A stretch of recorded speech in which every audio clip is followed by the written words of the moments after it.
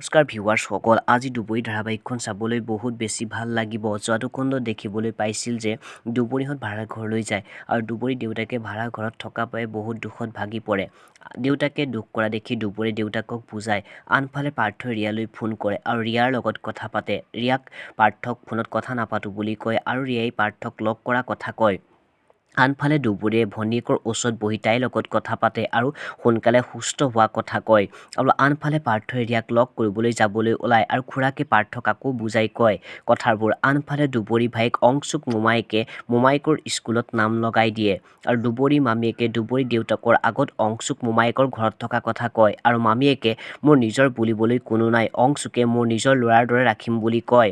আনফালে পাৰ্থই ৰিয়াক লগ কৰে আৰু ৰিয়াৰ লগত বহুত কথা পাতে। বন্ধুসকল, আজি খণ্ডত দেখিবলৈ পাব দুবৰিহঁত ভাড়া ঘৰত থাকিব আৰু ভনীয়েকক সুস্থ কৰি তুলিবলৈ দুবৰিয়ে বহুত যত্ন কৰিব। আনফালে দুবৰি মাক দেউতাকে কথাবোৰ পাতিব আৰু কথা পাতি থাকোঁতেই মাক অসুস্থ হোৱা দেখিবলৈ পাব আৰু দুবৰিয়ে মামীকৰ লগত কথাবোৰ আলোচনা কৰিব। বন্ধুসকল, দুবৰিয়ে বাৰু নয়নাক সুস্থ কৰি তুলিব পাৰিবনে? জানিবলৈ দুবৰি ধাৰাবাহিকখন চাবলৈ নাপাহৰিব। আজি ভিডিঅ'টো ইমানে। যদি চাই ভাল পালে তেনেহ'লে লাইক, কমেণ্ট, শ্বেয়াৰ আৰু লগতে চেনেলটো ছাবস্ক্ৰাইব কৰি ল'ব। ধন্যবাদ।